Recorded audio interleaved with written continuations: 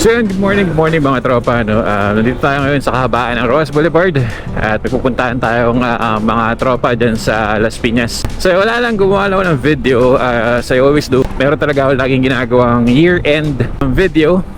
This is just a compilation of the places na nabisita natin ngayong taong 2025. But anyway, to start off, sobrang astig lang ng mga nangyari ngayong 2025. Marami-rami rin tayo napuntahan at we're blessed na mabisita yung mga bagong lugar na napuntahan natin ngayon 2025. Una na nga dyan yung bayan ng Zambales sa San Felipe, and sobrang ganda talaga ng liw-liwa.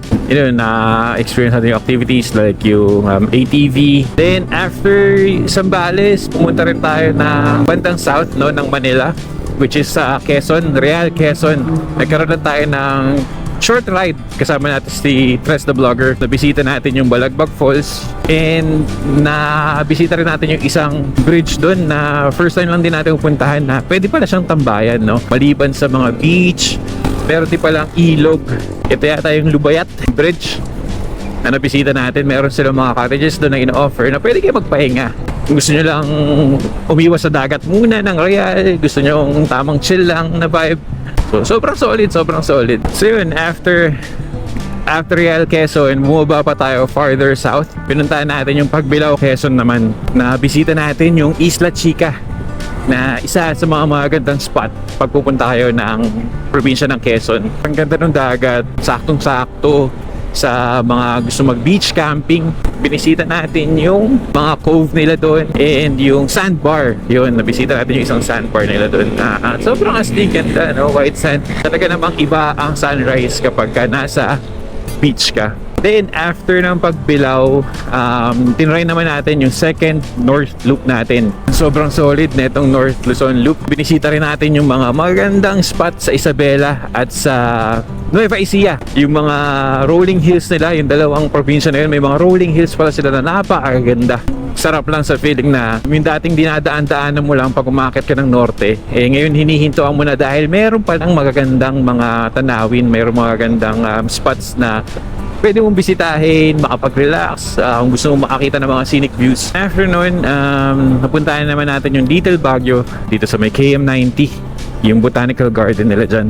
Kainan din tong sa may KM90, is siyang restaurant na merong garden. Yun, after nyo kumain, pwede kayo maglibot-libot dun sa Little Baguio nila. And after nun, dumayo naman tayo south pa rin naman ng Manila, sa may Cavite. Naimbitahan tayo ng may-ari ng Sunrise Serenity Farmhouse, na kung saan na-experience natin yung ganda ng lugar.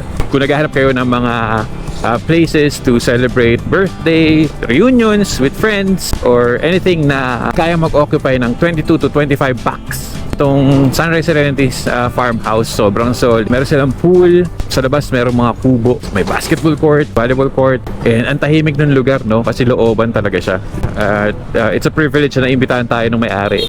After nun, short ride naman tayo papunta ng Tanay, kung saan nabisita natin yung isang falls, sikat na falls dito, no? Which is yung Anya Falls. Nasolo namin yung lugar. Looban kasi talaga siya, kaya nasolo namin. Sobrang bait nung mga staff dito sa Anya Falls, kasi sila yung nag-o-offer na sila na yung bibili and all. Makikita mo talaga yung tubig na nanggagaling sa bundok, dumadali doon sa looban talaga. Sobrang astig.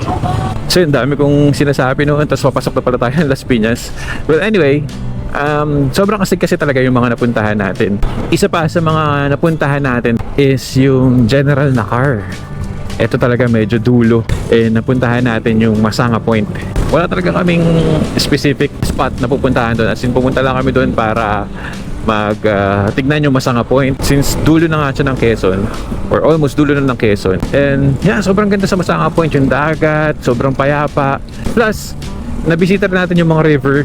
Isang river doon na nadaanan namin, kasi may tulay kami nadaanan. Tapos sa ilalim nun, yun nga, yung river. As we enter Las Piñas City, yan, no?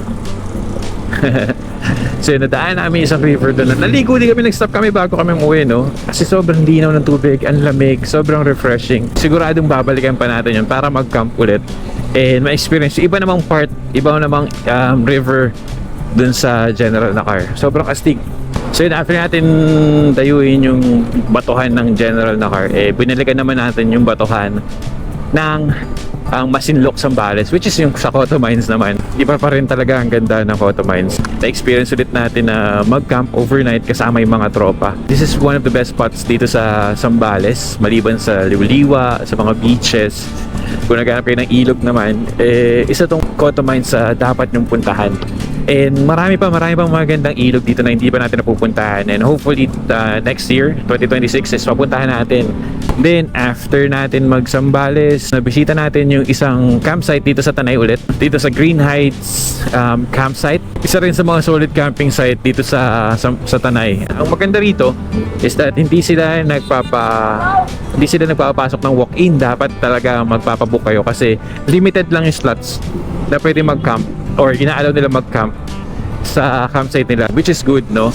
Magkakaroon ka ng sarili mong space, so sobrang astig din, no? After ng Green Heights, umakyat naman tayo ng Baguio. May bago tayong napuntahang spot dito sa Baguio, which is yung Dragon Treasure Castle, na isa na sa mga sumisikat. Isa pa yung Mount Camisong na malapit lang din sa Baguio. Merong mga spots dun para kumain, mag-bonding, mag-picnic kasama ng family and friends. Kung gusto nyo lang naman ng ibang spots maliban sa Botanical Gardens, Mines View, or anything na malapit sa Baguio, sobrang solid din nung Mount Camisong and yung Dragon Treasure Castle. So yun, medyo malapit-lapit na tayo sa pupuntahan natin. Hindi ko napansin yung oras dahil nga nagkukwentuhan tayo. So after Baguio, nag-glass ride pa kung saan nabisita natin yung Sagada. Sobrang ganda ng Cordillera at nabisita natin yung Sagada. First time naming dalawa ni Sir Charles na bumisita doon ng nakamotor.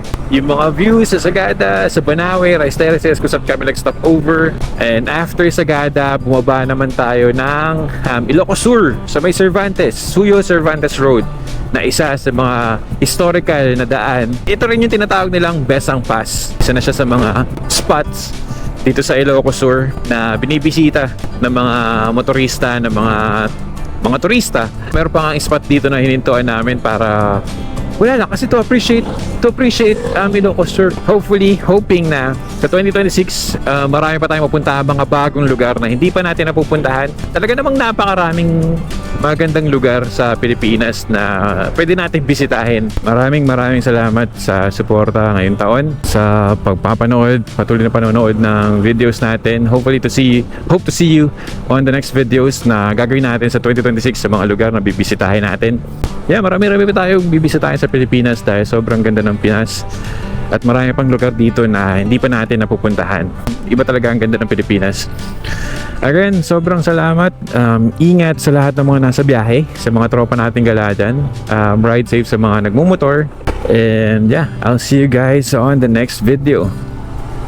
Bye, ciao. Andito na tayo. Kakaliwa na lang tayo dito. Woo! Let's go 2026!